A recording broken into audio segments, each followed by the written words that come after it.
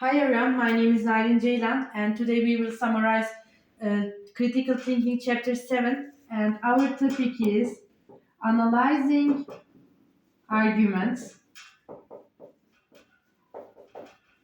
Let's look at the diagramming short argument.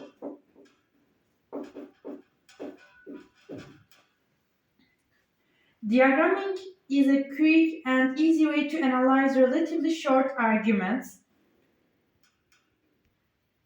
Let's look at this example and we will learn how to diagramming short arguments.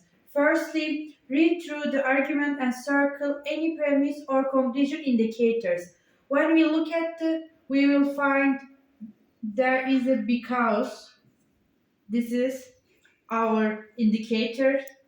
And secondly, number the statements and as they appear in arguments.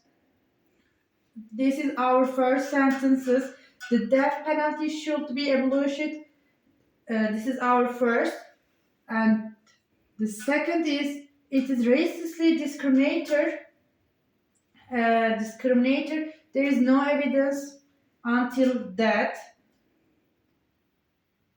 No, sorry. There is no evidence is our third sentences. And our four sentences is here. Innocent people may be excused by mistake. And thirdly, arrange the numbers on the page with the premises place it above the conclusion they are claimed to support. This will be 2, 3, 4, because our conclusion is the first sentences. Omit any logically irrelevant statements. That is the statements that don't function as either premises or conclusion in arguments. So when we look at this example, 2 support 1, 3 support 1, and 4 support 1 independently.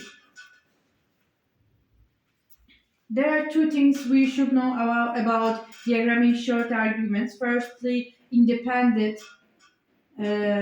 support.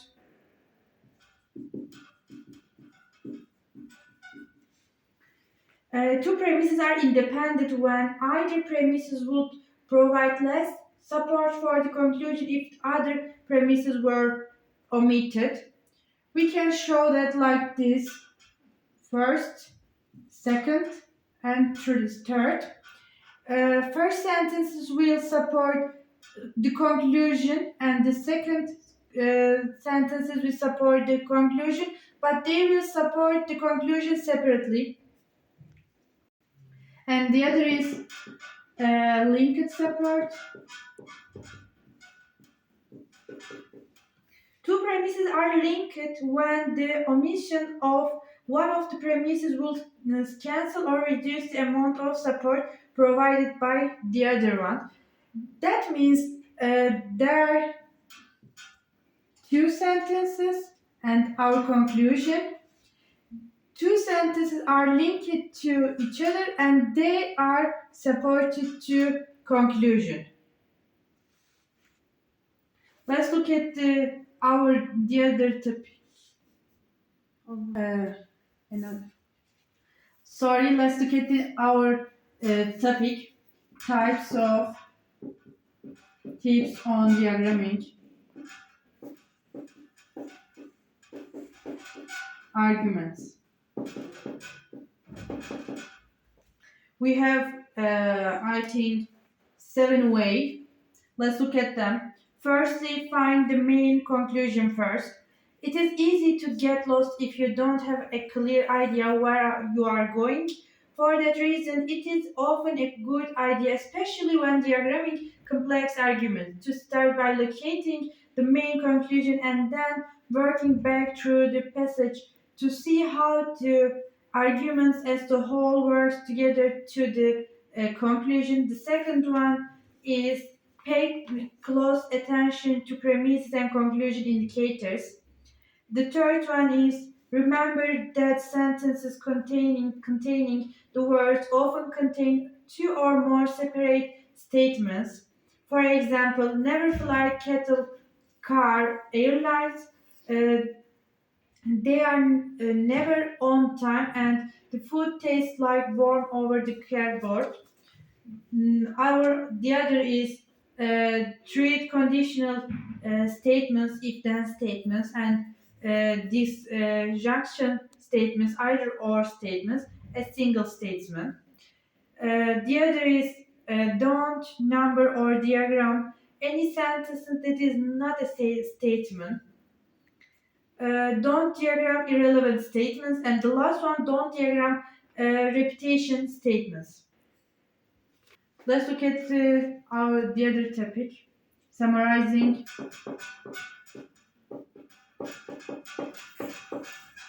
longer arguments.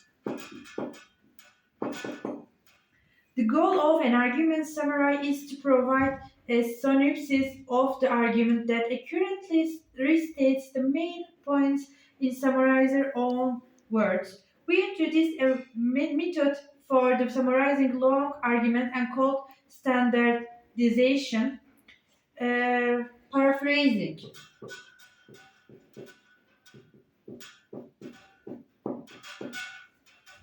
The purpose of an argument summary is to clarify an argument's structure by restating its main points as briefly, clearly, and accurately as possible. A paraphrase is detailed restatements of passage using different words and phrases. A good paraphrase is accurate, clear, concise, and charitable. Let's look at each of these four qualities. A good paraphrase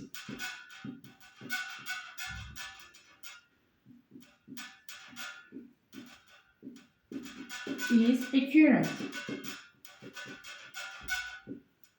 The first virtue of good paraphrase is it is accurate. An accurate paraphrase is faithful and author intent meaning. It produces that meaning fairly and without bias or distortion.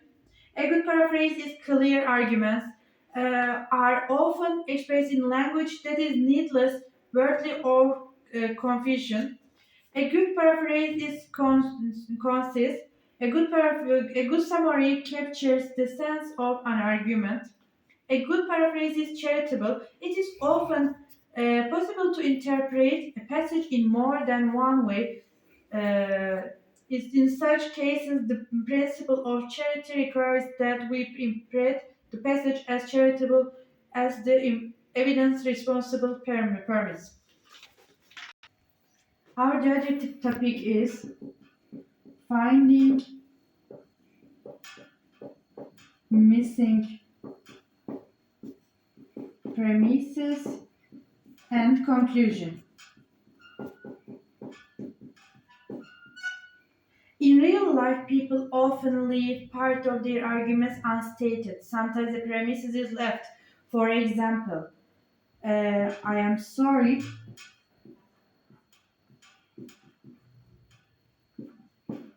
I can't sell beer to anyone.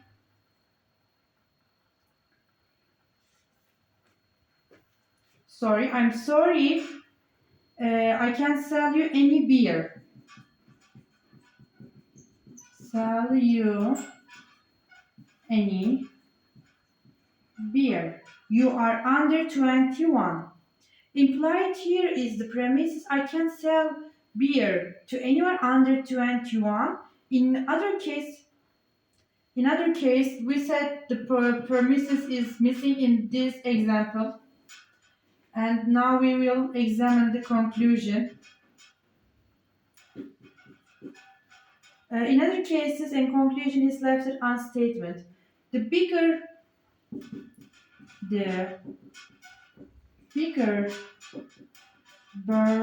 burger, uh, the better burger.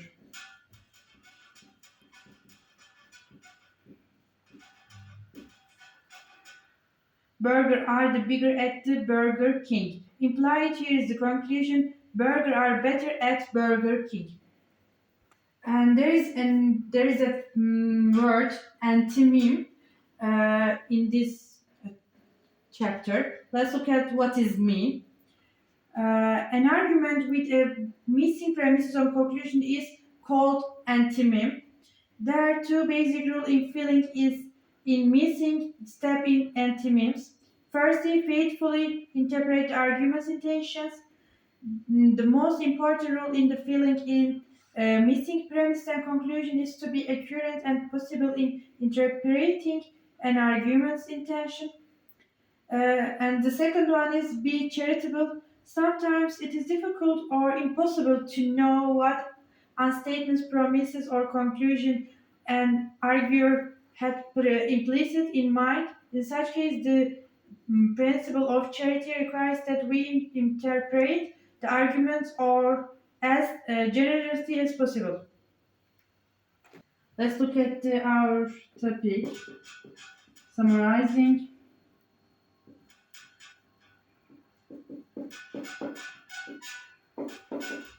extended argument. Arguments. Now that we have learned how to paraphrase passages and fill in misses, premises, and conclusion, it is time to introduce our method for summarizing longer arguments. The method is called standardization.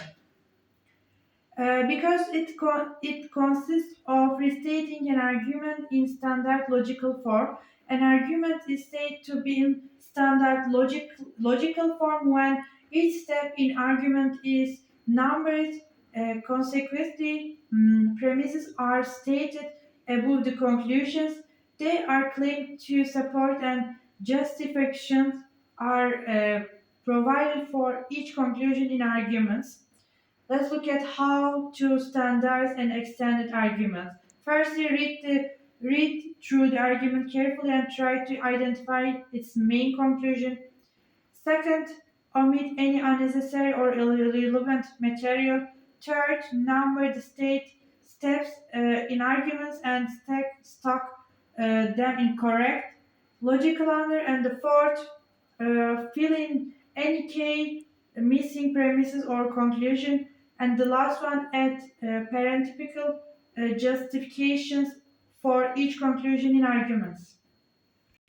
We learned how to make standardization. Now our topic is common mistakes to avoid in standardizing arguments.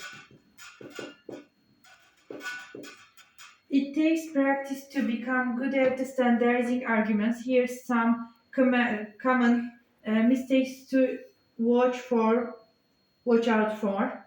The first one is don't write in complement sentences. For example,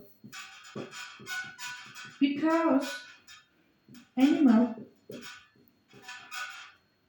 can experience pain and suffering.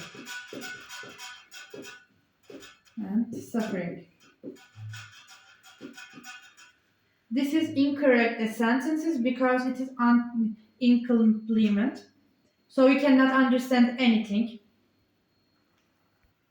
The second one is don't include more than one statement per line. The president should resign since he no longer enjoyed the confidence of the board of trustees. This is incorrect. Third one is don't include anything that is not a statement. For example, it is all same whether there is a Democrat or Republican in the White House. Therefore, why should I care about presidential politics? It is incorrect. Don't include anything that is not a premises or conclusion. For example, many people today argue that capital punishment is morally wrong. It is incorrect, but the good book says an eye for eye, a tooth for a tooth. What God book says is true. Therefore, capital punishment is not morally wrong.